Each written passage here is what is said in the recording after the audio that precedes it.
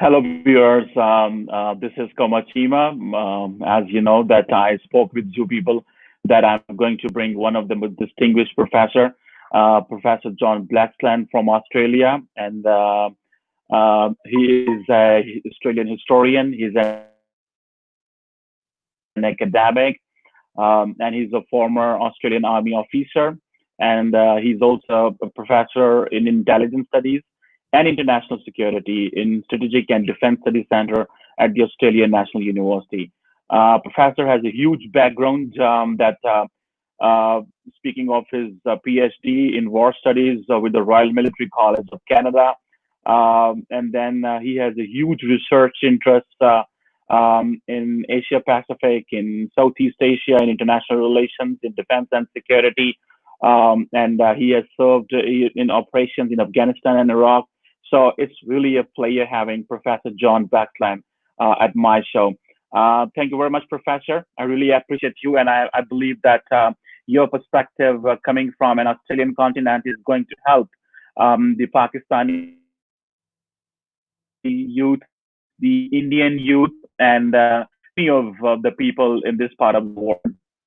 So, Professor, as we plan that we'll talk about the way the world order is going to change, or either it is going to change or not in the post-Cold War, post-COVID-19 world. And then we will talk about the illiberal politics and the rise of the right-wing leadership around the world.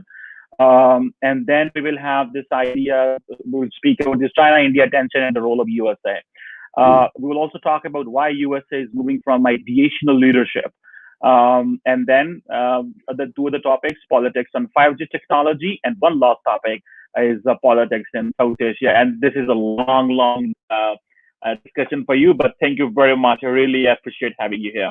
So, Professor, just starting your point of view, that how do you see this? First of all, just let me know that how is the situation of COVID-19 in Australia, please. Yeah, well, Qamar, thank you very much for having me on your program. It's a great honour and a privilege for me to join you. And thank you for those kind opening words. Look, we in Australia are very blessed. We're very, very fortunate here. Through a combination of factors, we made some decisions reasonably early on that led to Australia pretty much isolating itself from much of the effect of the COVID-19 pandemic. Like you and I, we were stranded in France for a little while there, but I made it back, and then in isolation. Much like New Zealand, Australia is very fortunate in being an island continent, a separate, we've got our own little moat, if you like, that separates us from the rest of the world, which is very convenient on a number of levels. As a result, we've been able to enforce a quarantine effectively. And the various state and federal governments have all got together. It's been a remarkable experience, actually, of getting these governments to cooperate in a level that is unprecedented in our history, perhaps except for at the time of the Second World War. The last time we've seen this level of cooperation between the state and federal governments to really come together to help address what clearly, demonstrably, when you look around the world, is a catastrophic pandemic. Wreaking enormous havoc, not just medically and the lives lost, but economically, the chaos that's ensuing as a result. And Australia certainly has stood up very well so far. The question is how will we emerge in the post-COVID-19 world? What will it look like for us? What will it look like for you?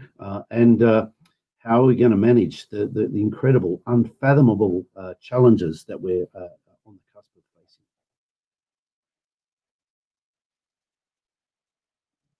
Okay, so Professor, how do you understand the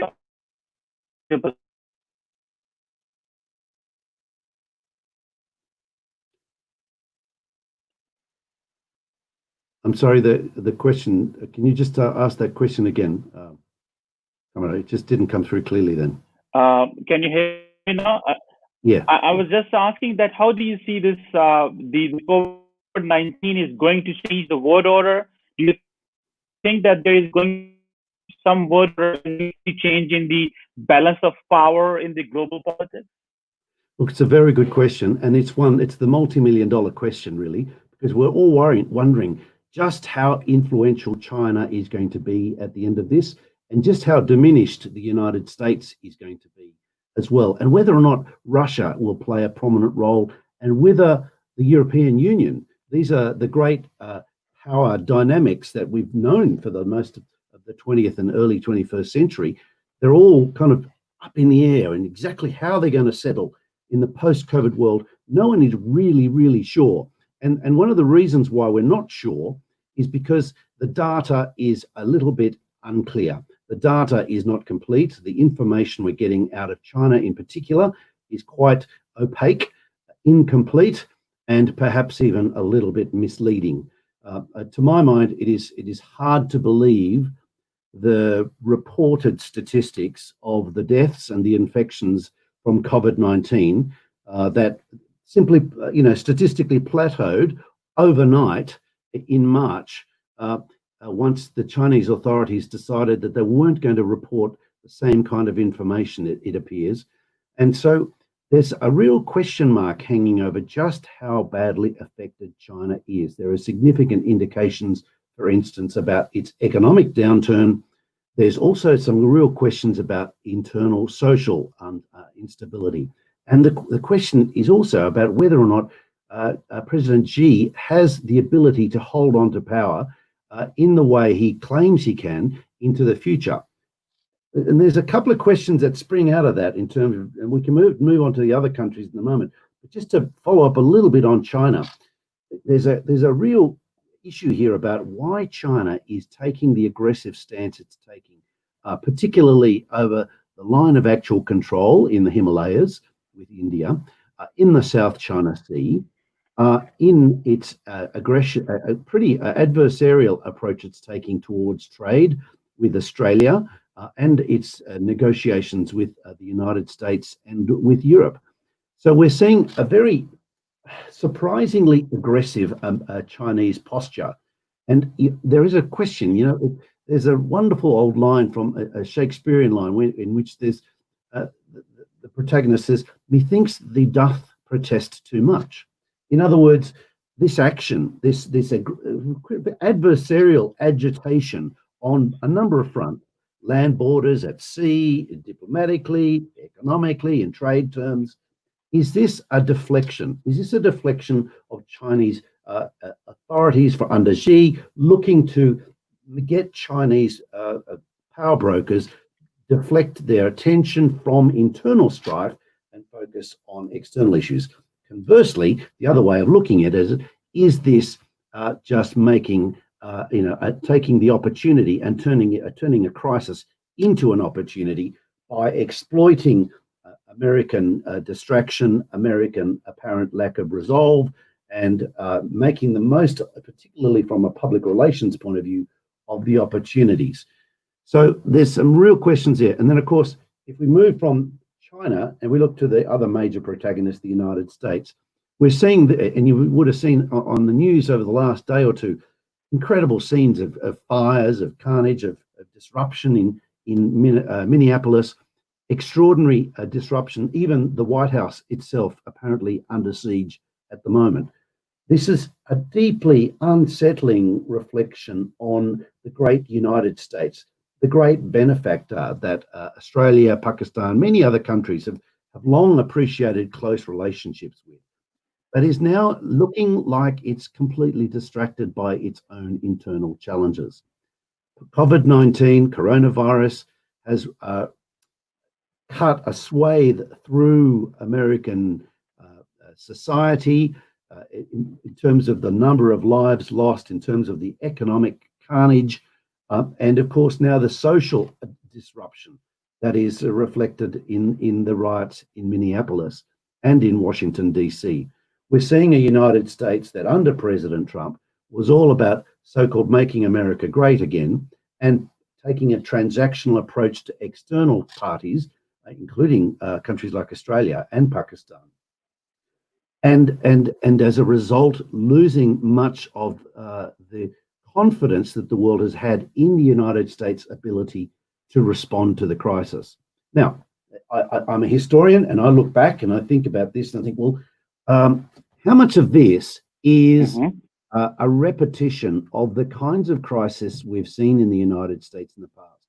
If you recall, in the 1970s, the oil crisis, just at the tail end of the Vietnam War, the same kinds of just social disruption on the streets of American cities and universities that happened 50 years ago seems to be happening today. So, and we talk about America's existential crisis. I'm still open-minded, and I'm uncertain just about how this is going to pan out and whether, in the end, America will be diminished relative to China that much. My sense is that, in fact, both China and the United States are being diminished as a result of this coronavirus crisis. And that if that is the case, if they are both being, then perhaps the rest of us are going to face more of a challenge in actually managing a geopolitical and global environment where there isn't any one country or group that is really calling the shots. And it's interesting because there's some debate in Australia about, okay, what do we do, given that the United States, which remains Australia's close ally, appears to be far less reliable. What do we do? How do we respond? And of course, part of the response is very much about trying to build up relations with anybody else who will have good relations with us. And so we're seeing, for instance, Australia reaching out to India, and there's bilateral negotiations with India on a range of issues. We're trying to shore up our position, bolster our position, because of the uncertainty. One of the great commentators in Australia wrote a book about Australia's foreign policy and geopolitical predicament, and he called it Fear of Abandonment. Fear of abandonment. The idea that we're so afraid of being abandoned by our great benefactor.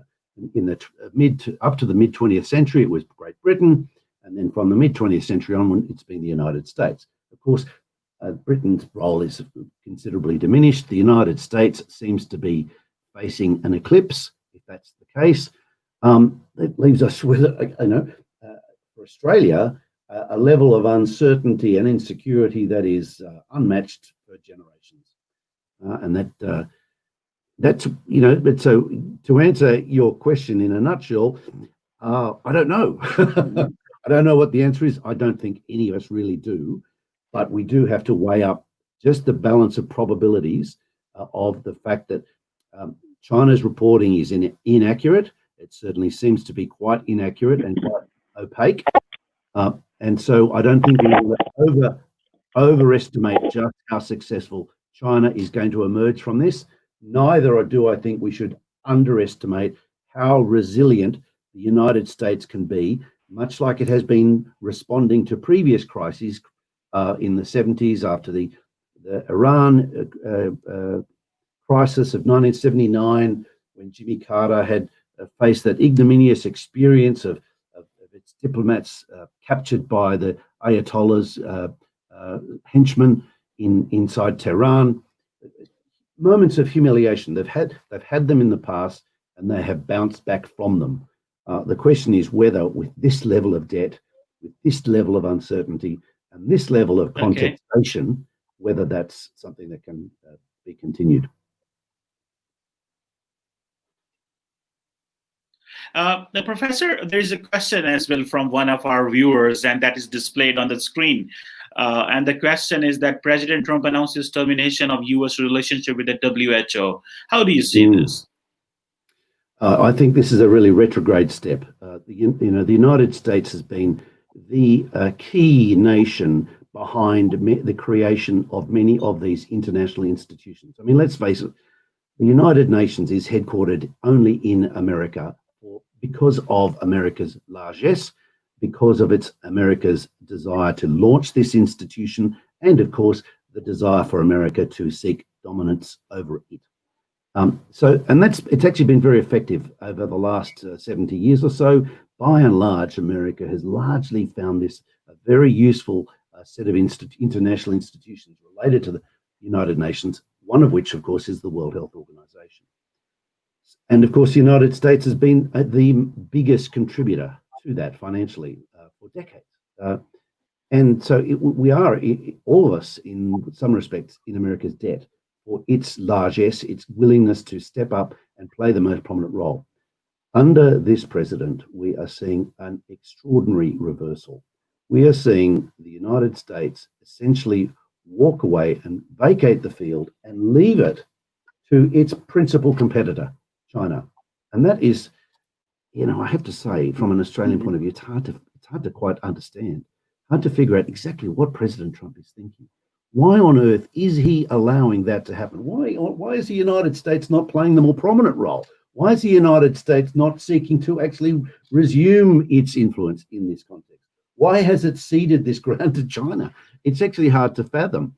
But of course, this is something that none of us are going to benefit from. This is something where we are all diminished if the United States does not play in that space. It's got a lot to offer, intellectually, scientifically, resources-wise, initiatives-wise, capabilities-wise.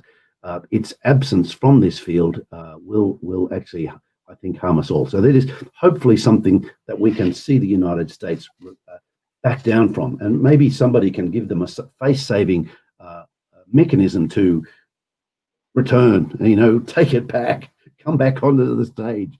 And maybe part of that deal is for Petros to step down. And maybe the part of the deal is for China to actually acknowledge that the United States is fundamentally important to this space and that it does need to share and it needs to stop being adversarial about this, but then so does the United States. So who's going to blink first, Qamar? I'm not sure. It's a tricky one. This is interesting because Australia, Pakistan, countries like ours, we have a role to play. We have a role, this is kind of the middle power moment, if you like. The middle power moment is when the great powers are uncertain of themselves. And you look around you, look, Xi, Putin, Trump, Boris, really? These people, they make wonderful caricatures. Unfortunately, the caricatures are so close to real life, it's scary. But it leaves an opportunity for countries like Australia and Pakistan to actually try and negotiate, try and actually build consensus amongst the rest of us to formulate positions that perhaps the great powers, the Chinas, the United States, can be brought in on, and they can actually start to feel a sense of identity with. But this is an aspiration. I'm not sure I want to hold my breath to see that one come to fruition. Okay, thank you very much. This was very elaborative understanding. But there is one small question from one viewer as well, which I want to add that what is the reality behind America's blaming to China for COVID mishandling? Who mishandled China, WHO, or America itself? This is an interesting question, by the way. It is an interesting question. And look, I think it's a bit of chicken and the egg, because the United States clearly has not handled this well. The United States has allowed the World Health Organization to play in a way that is inimical to America's interests and I think inimical to the world's interests. For instance, why is Taiwan not included? Why have they been so adversarial towards Taiwan? A state that has played a very positive role, that's a world contributor. It's clearly an embarrassment to China because it demonstrates that culturally Chinese societies, political entities can actually function as vibrant democracies. And that is galling. That's got to be galling. But going to, there's another question here too, which gets to the issue about what's happening inside China.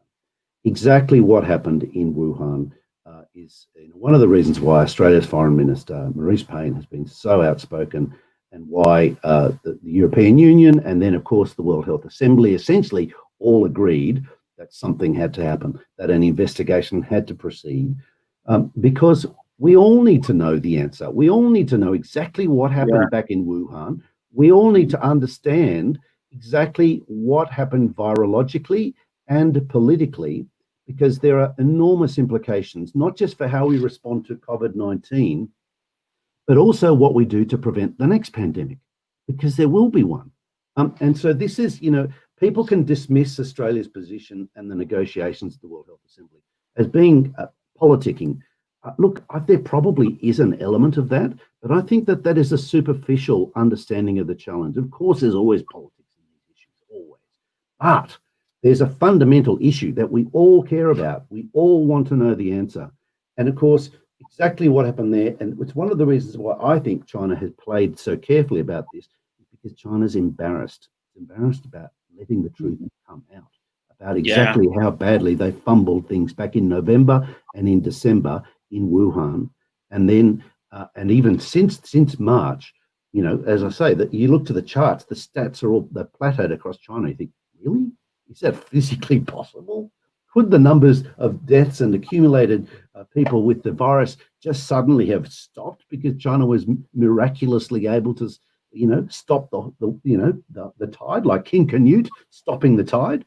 It just beggars belief, and it also beggars credibility. And this is what I believe is really fundamentally the issue here, which is why China is getting so adversarial towards Australia and others, because it's the indignation is rising. It's like, how dare you, little Australia? How dare you people?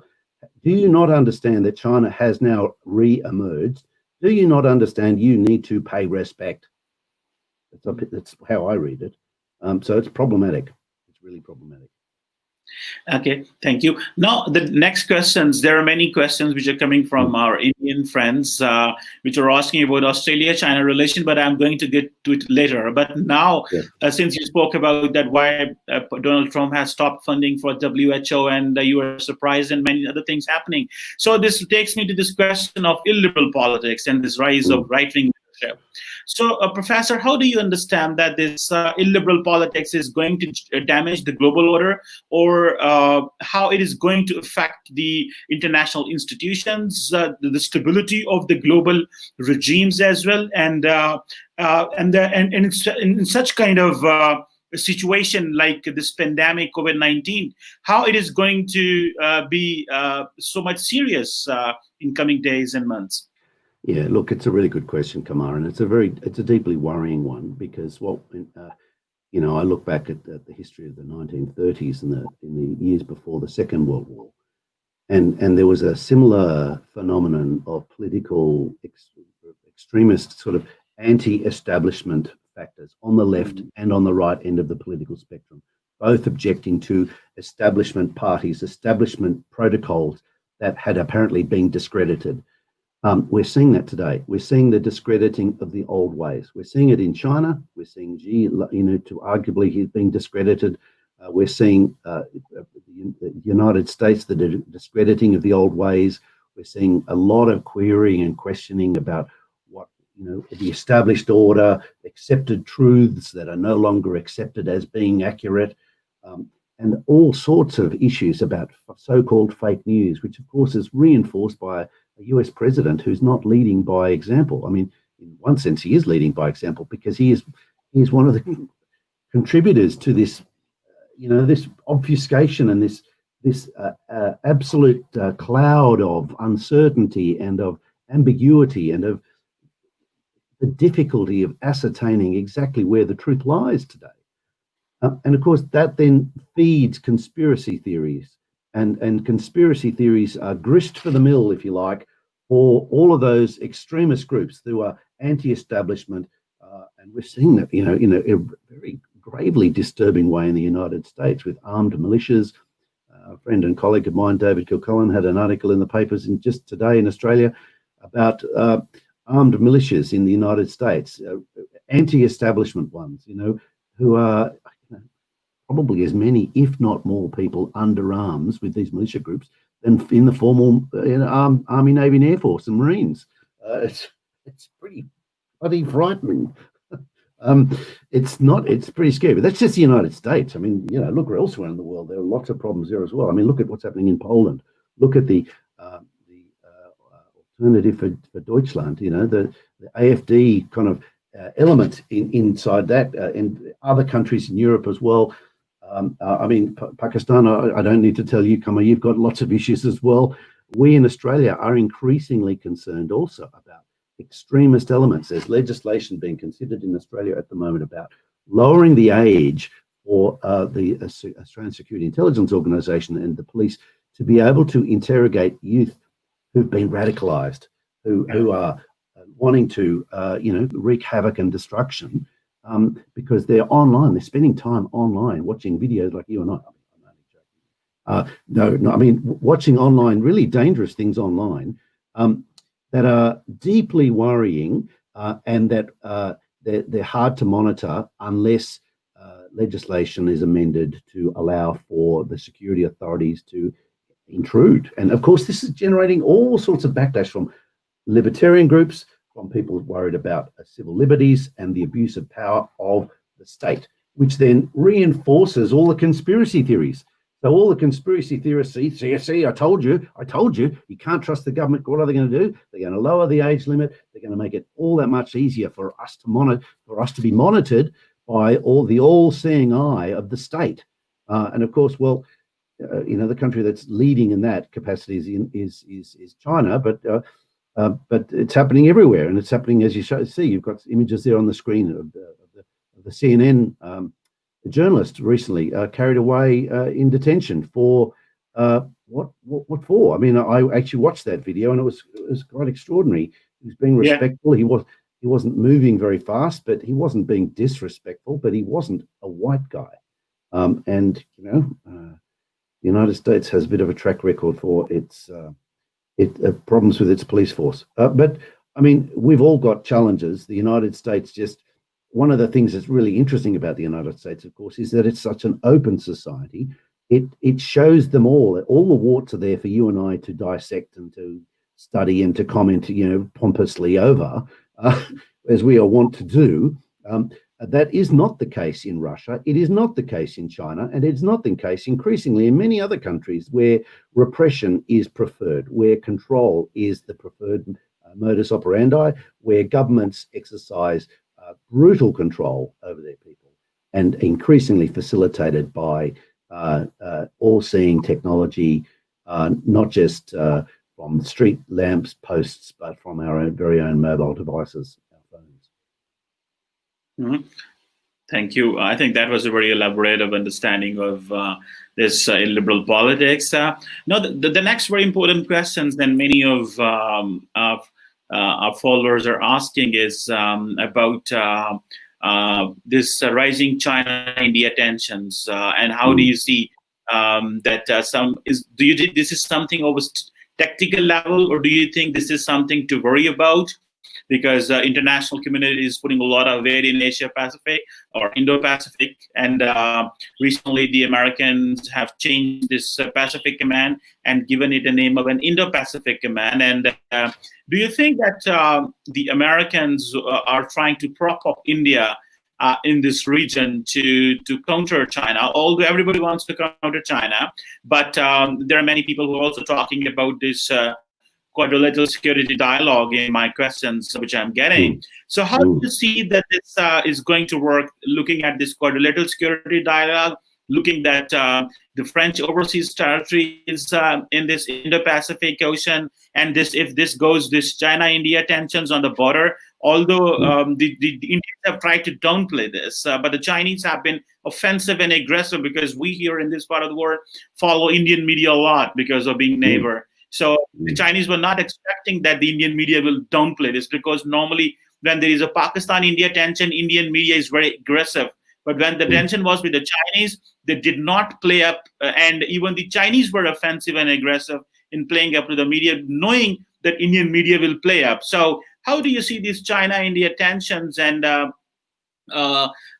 is this something tactical level, or there is something for this sort of, you believe that further regional, this is some sort of a blink for the strategic game will be played in Indo-Pacific?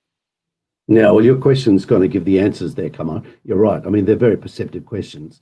There's a real issue here about what China is playing at, why it's pushing on the line of actual control right now, just when Australia is in negotiations with India over a multifaceted economic and security dialogue, where India is playing more prominent, appears to be willing to play a more prominent role in a quadrilateral arrangement with the United States, Japan, and Australia. And when India is facing increasing contestation over what is as seen as its domain, the Indian Ocean. Much like China claims the South China Sea as its, India has, if not legally, then certainly rhetorically claimed the Indian Ocean as its space. But of course, for China, the Indian Ocean is still part of its lifeline, if you like, to the Middle East, to oil and other supplies from the Middle East. China remains very, very heavily dependent on the trade routes across the Indian Ocean that cross across the tip of Sri Lanka and southern India. So China has a legitimate interest in securing its trade links through that space, understandably. Now, that is not something that works in reverse. India does not rely on the trade routes across the Pacific the way that China relies on the trade routes across the Indian Ocean. Nonetheless, India has had its look east policy and tried to engage more constructively with Southeast Asia, with Japan and Korea and so on. All of these are combining to generate concern and an eagerness and a willingness on the Chinese part to kind of niggle at India on the border. And this is something they've been investing, you know this very well. China has been investing heavily on its facilities, on its transportation routes, its logistics support, and its military capabilities along the line of actual control, and has been incrementally just nudging along, and over the last decade or so, incrementally making it more and more difficult for India to sustain its position in, what we know is actually very difficult, rugged, high terrain to operate in and retain control.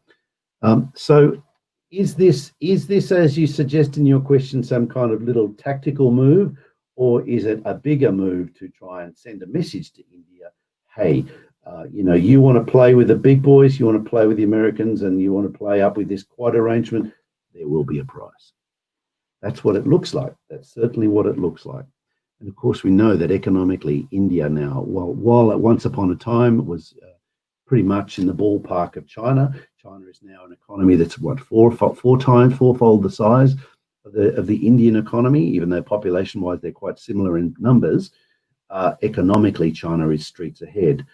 And of course, militarily, China has advanced at a breakneck pace, and it's caught, I think, India and the rest of us on the hop. We've got a bit flat-footed, caught by surprise, and we're not really at all postured to keep up or catch up.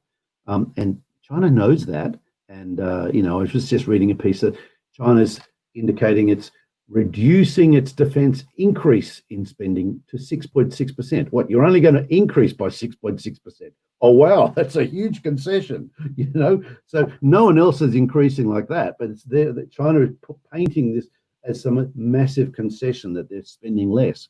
Well, sorry, folks, but 6.6% increase on the past is still a pretty impressive increase from a position of remarkable strength. And this is another aspect here, which is very interesting.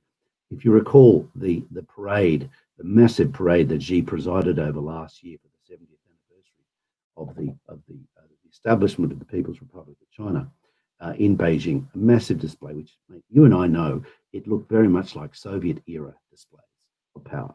Now, who goes around doing that, and why do you go around doing that? What kind of message are you sending to the world about peace, love, and understanding when you're bristling with missiles and basically sending a message of don't mess with us or we'll tread on you?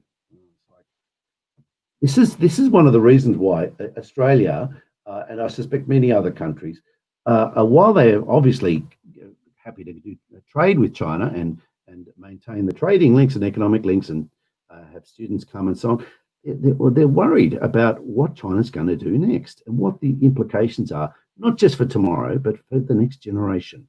This kind of approach is deeply unsettling. If we'd seen Xi, President Xi, when he came to office, there was this sense that his father had a more liberal streak, maybe he's got a slightly more liberal inclination, that maybe we will see a kind of a fresh awakening, a liberal awakening of China. Well, of course, we've all had that illusion well and truly displaced by the facts, and it's unfortunate because what it's done is it's really hardened the United States towards China, and it's raised many other concerns in Europe, in Australia, and around the world about what China's future intentions are. They do appear more malevolent than we've ever perceived them to be in the past. And so what do we do about it? Well, that's generating a whole other debate, which I'm happy to talk about in a moment. Yeah, that's right. I think that can create a very bigger debate. But meanwhile, there are questions were coming from many of my Indian followers, and they're saying that how do you think the relationship between the China and Australia, is it deteriorating? Because there are certain examples they have quoted. So how do you see the China-Australia relations? Because taking the liberty of having you here, we can talk this. What are the impact of China trade war, Australian economy during this pandemic? This is a question that came from India. In front. Yeah, no, it's a great question, and it's one that's generating an enormous heat, political and economic heat in Australia at the moment, because we've had sanctions imposed on us for our barley and wine. Certain wine traders have been blocked, and there has been discussion. There's been talk in China about additional sanctions to inflict some pain on Australia for its being a little bit too forthright and having the temerity to basically challenge China and embarrass China essentially at the World Health Assembly. Really, I mean, why would they feel that way? I mean, why can't they just say, hey, we're the bigger power, we're going to be the more magnanimous one, we're going to deal with this appropriately. The fact that they're not responding that way is deeply unsettling, and I would suggest that what Australia has done is in fact the right thing to do, and it's perhaps an example, a demonstration for other countries to follow. Because if we do just comply, if we do just accede to their pressures and their demands, what does that do? What does that mean next time around? What are they going to demand next time? And these are very difficult questions for us to get our heads around, because we've never been wanting to view the relationship with China adversarially. But they are very adversarial at the moment. And, we're talking about wolf pack diplomacy. It's like, who talks like that? Who goes around? Well, apparently Chinese diplomats do. It's like, really? Is that the way you want to run your country? Is that the one kind of way you want to be seen around the world as some kind of wolf pack leader? It's very disturbing, and it is, I think, generating quite a backlash. We've seen in the UK, Boris Johnson talking about backing away from allowing Huawei, 5G telecommunications provider, from operating there. Why is that? Because it's intimidating. This is what we're seeing is really pretty scary stuff. And so in Australia, interestingly enough, we are heavily dependent. About 38% of Australia's trade is with China. So we are more exposed than most. But here's a little secret. Most people kind of forget this fact, is that China doesn't buy from Australia because it likes a liberal Western democracy. It does so, by and large, because it's a good deal. What it buys from Australia, its economists, its trading leaders have figured, we can't better that. We're not going to get it better from Brazil. We're not going to get it better from the United States. This is as good a price as we're going to get, so we're going to do it, even though we're going to hold our nose. It's a liberal Western democracy, but we're still going to trade with them. Surprise, surprise. It's not about the politics. It's about the economics. So there's this argument, and it runs around in Australia, which is, John, we've actually got to be very respectful to China because we need their trade. Well, people forget that China actually needs our trade as well, and actually China needs all of the world's trade. And what we're seeing, it's very interesting. And I'm sure you do this too, Qamar. You read the world media, and every country has a very parochial view of things. We are being picked on by China. And this is what you see in the Australian media. Oh, Australia is being picked on. But what a lot of pundits forget or overlook is that the same thing is happening in other countries. If you look across many countries in Europe, in Korea, in Japan, China is, what they use, applying what they call sharp power, which is kind of poking. It's an adversarial. It's precision kind of punishment diplomacy, which if you let it be, if you leave it unchallenged, will continue and will kind of grow and increase in effectiveness and in scariness. But we actually have agency. All of us have the ability to say, well, actually, no, we're not going to cave on that. you can, and let's face it, Chinese diplomats use shrill language, absolutely over the top caricaturizations of Australia and of politics in Australia in a way that is actually quite undiplomatic.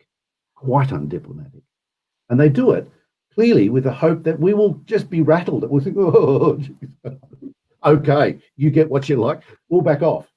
And of course, what we're seeing, and this is a little bit irritating for some of the people who are doing a lot of the trade with China, is that Australian Prime Minister and government leaders, by and large, are saying, well, actually, no, we're not going to be rattled by your, wolf pack diplomacy. We're actually going to stand our ground. And if we take a hit, then maybe it's worth the hit, because maybe in the long run, not taking the hit could actually prove more damaging to our interests.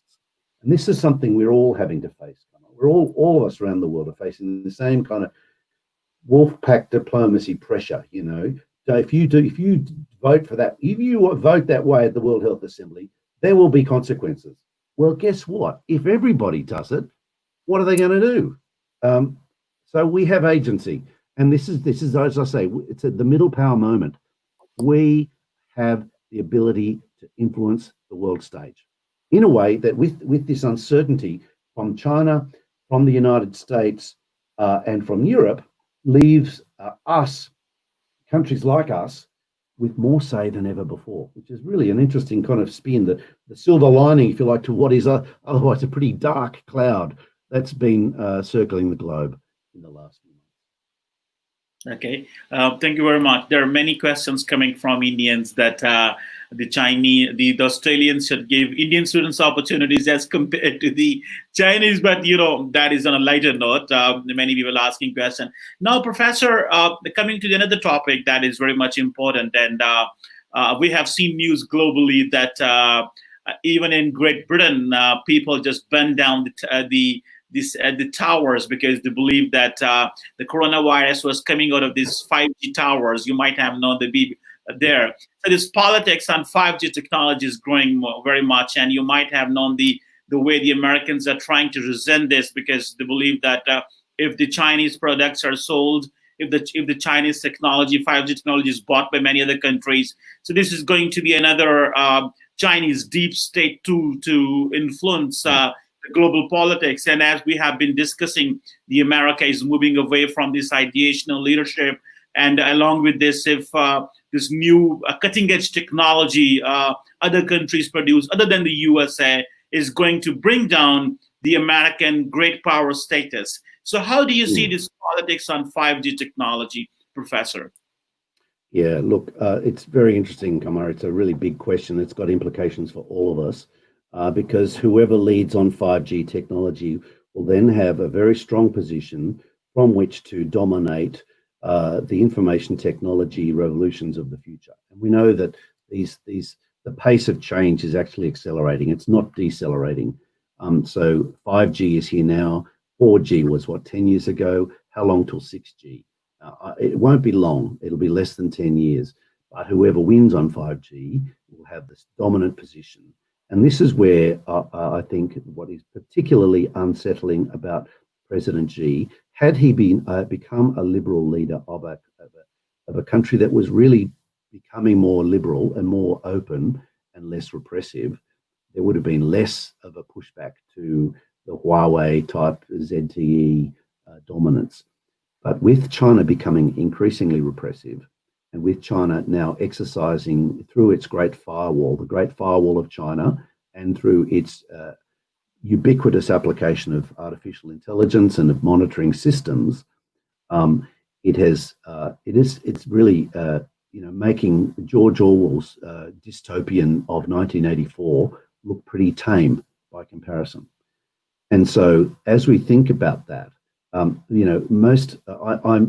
a technologist, but I have written a little bit about technology in a historical context. And my understanding, I'm now steeped in research on this stuff now, but my understanding is that 5G is not like earlier technology. You allow it in, you can't separate the periphery from the core. You can't say, oh, it's only on the peripheral element, therefore it's okay. because it's actually all networked in a way that is deliberately about interconnectedness to increase speed and reliability and broad bandwidth.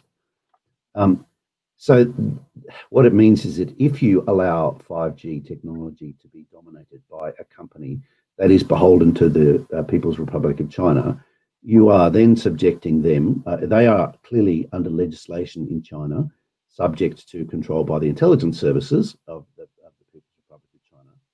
You are then giving them a huge, this is arguably, if I can stretch the metaphor, a huge Trojan horse.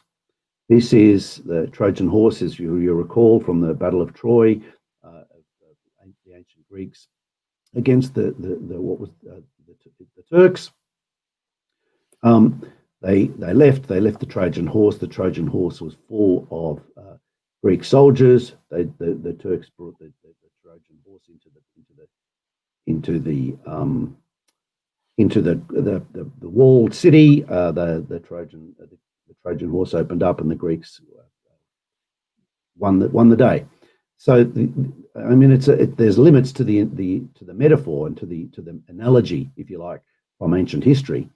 But I think it's very important to actually realize that 5G technology it's a game changer, and it's about great power contestation. And if we want to have a say, then we need to be in a position where we don't let that arrangement come out on top. And this is why it's very interesting to see what's happened in Taiwan. Taiwan has just announced that they're having Ericsson and Nokia provide their 5G network. This is feisty little Taiwan, a country population size of Australia, right next door to the People's Republic of China, standing up on the issue of 5G, let alone on the issue of democracy, and as well as on its handling of COVID-19. There's all sorts of issues there. But it's very interesting to see Boris Johnson, for all his kind of antics that can be amusing, if not deeply unsettling, his apparent reversal of policy on allowing Huawei to be a contributor to the 5G network in the United Kingdom does, I think, it kind of indicates a bit of a turning of the tide in terms of China's influence with 5G technology. There is growing recognition that China's actually enacted that as a degree of malevolence that is deeply unsettling and therefore needs to be countered. Okay, thank you very much. Now coming to the question of this region where I'm sitting, the politics in South Asia, people are very much interested to know about this. That how do you see? Because we have here in Pakistan, you understand that there is an India-Pakistan relations are very much strained because of disputed territory, Kashmir, and both countries got nuclearized because of this issue. So how do you see that? There is a question in this part of the world that, especially in the Muslim world as well, that if these disputed territories are not resolved properly and the international system or the international institutions do not take responsibility of giving justice or providing due importance to the UN resolutions on these disputed territories, then that is going to lead into or force the youth of those countries to pick guns. And then when they pick guns, definitely the countries call them as the traitors or the terrorists or someone who is violating the Constitution. So, Professor, we believe that here I'm elaborating the question deliberately. Since Prime Minister Modi is in office since 2014, I just want to make you understand the context. Since Prime Minister Modi is in office since 2014, we have seen the rise of tensions between India and Pakistan. Prime Minister Modi came for overhauling the Indian economy in 2014. But in 2019, he ended up on security and did a surgical strike in Pakistan. And in return, the Pakistan shot down the Indian plane in a dogfight. And then Pakistan, in a goodwill gesture, returned the pilot. But since then, the right-wing Hindu nationalist government in India is getting tough on Kashmir. They revoked its special status. The situation on LOC is very good. How do you see, while sitting in Australia, that these two nuclear countries, how from Australian perspective, you see that this region, of which you are a part as well, you are not out of the region, definitely, the state is not of the region of this Indo-Pacific. So how do you see that, how it is going to, how you are seeing this from Canberra? Yeah, no, it's a really good question, Qamar, and thank you. Look, one of the things that's really striking about the whole issue about the dispute over Kashmir is that Australia really doesn't have a lot to offer in terms of, militarily, where Australia has a boutique defence force. It's compared to Pakistan and the Indian armed forces, they're tiny, very, very professional, very honed, but tiny. What I think is worth considering here is that Australia is actually very good at playing a broker role, and Australia has played a constructive role in the past in resolving the Cambodian dispute in the early 1990s, 92, 1993. Then Foreign Minister and my recent Chancellor, Gareth Evans, played a very prominent role in negotiating with a number of competing parties for a breakthrough resolution that would see Cambodia returned to the community of nations, and the UN Transitional Authority was established, and Australia, didn't play a front role in that, but a very important behind-the-scenes role.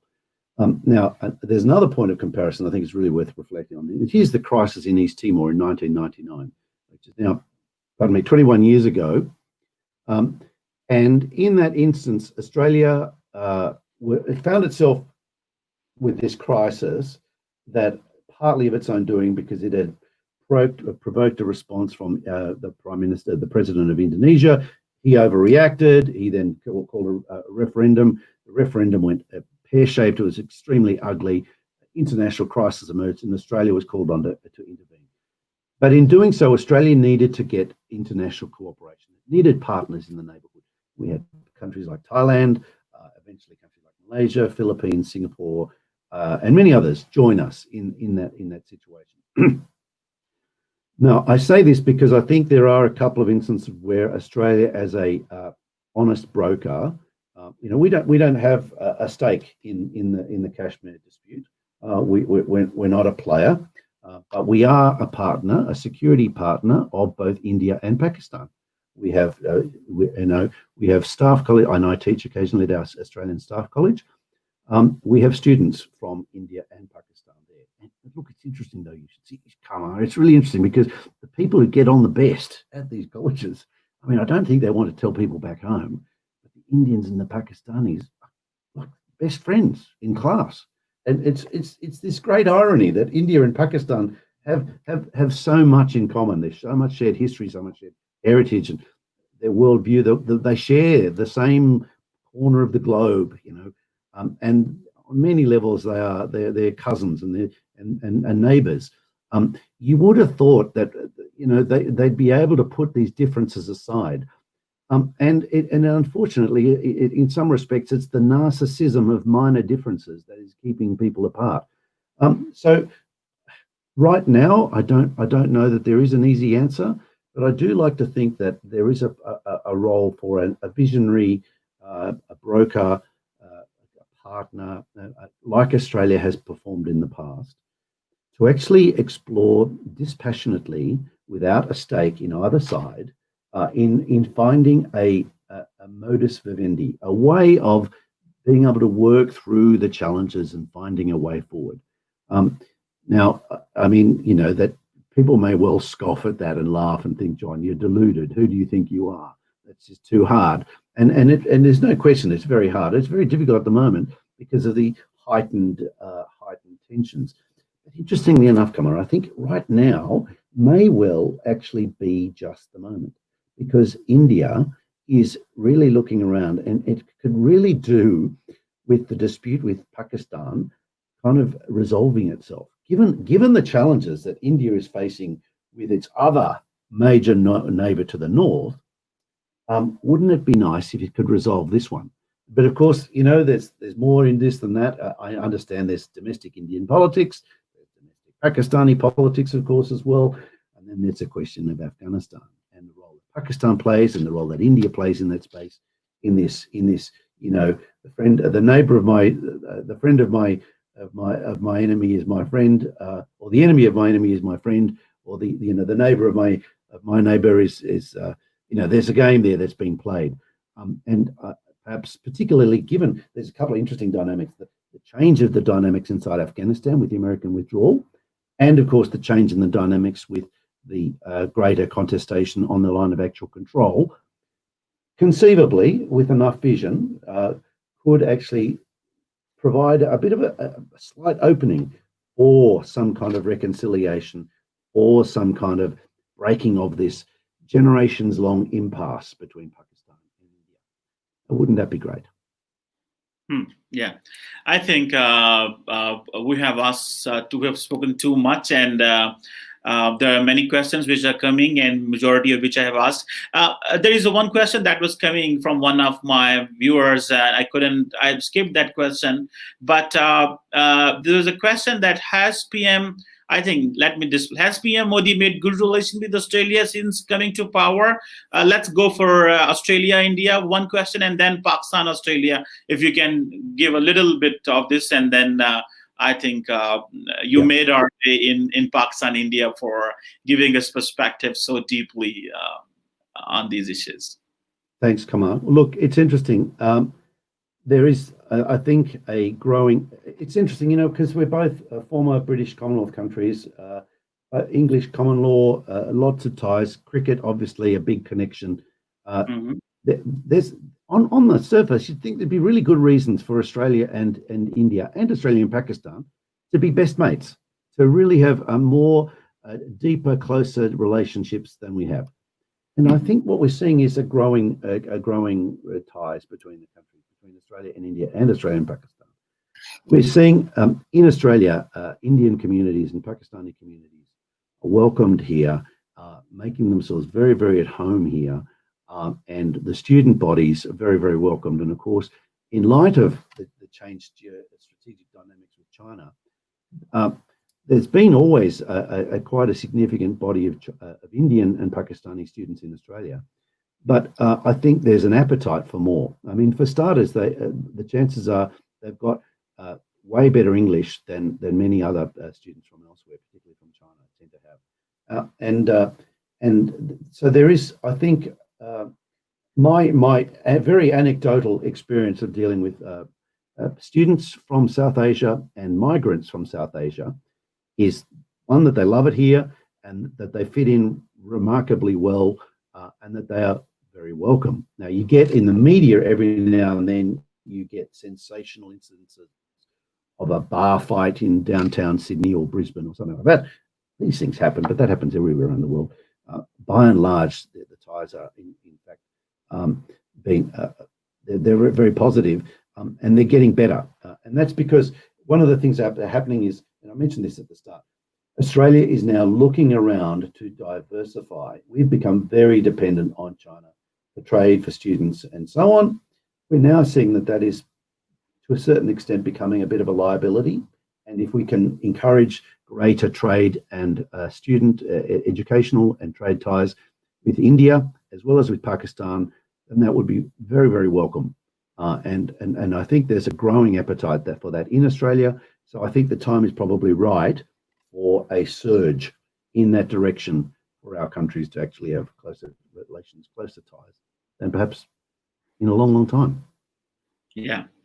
I'm really grateful, Professor John Blaxland, for giving us an insightful view on the global politics, and we have covered a wide range of issues, starting from the COVID-19 and then illiberal politics, China-India tensions, the American ideational leadership, the politics on 5G and politics in South Asia, and your decades-long experience of serving the Australian government, the army, the defense forces, and then teaching is definitely has this helped us to understand that, and your experience really matters, and definitely with your experience, all those perspectives have a lot of weight.